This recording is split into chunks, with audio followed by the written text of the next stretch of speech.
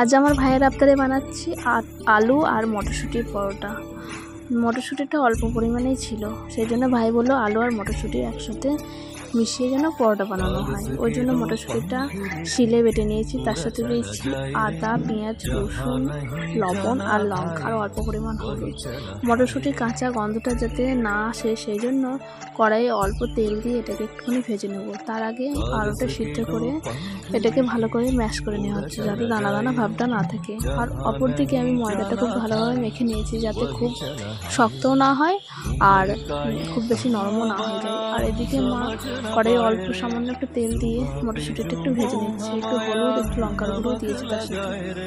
এবারে আমি মটরশুঁটির পুরটা না ঠিকঠাক ময়দার মধ্যে দিয়ে বেলতে পারি না, ফেটে যায়। ওই জন্য আমি বুদ্ধিবার করেছি যে ছোটো ছোটো দুটো রুটি বানিয়ে রাখবো এবং একটা রুটিতে তোমার মটরশুঁটি আর আলুর পুরটা দেবো, তারপরে একটা চাপা দিয়ে একটুখানি মুড়িয়ে মুড়িয়ে নিয়ে তারপরে বেলবো। এইভাবে আমি বুদ্ধিবার করেছি, কারণ করতে তো পারি না, কি করব।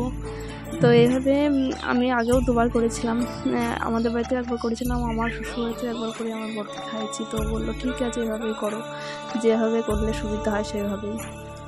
তো এক হাতে ফোন ধরে আর এক হাতে বেলাটা দেখাতে পারিনি, তো অল্প দু একবার বেললেই হয়ে যাবে। তো এবার হালকা আঁচে সেঁকে নিতে হবে। এর সাথে আমাদের হয়েছিল আলুর দম। আজকের মতো ভিডিওটা এই পর্যন্ত।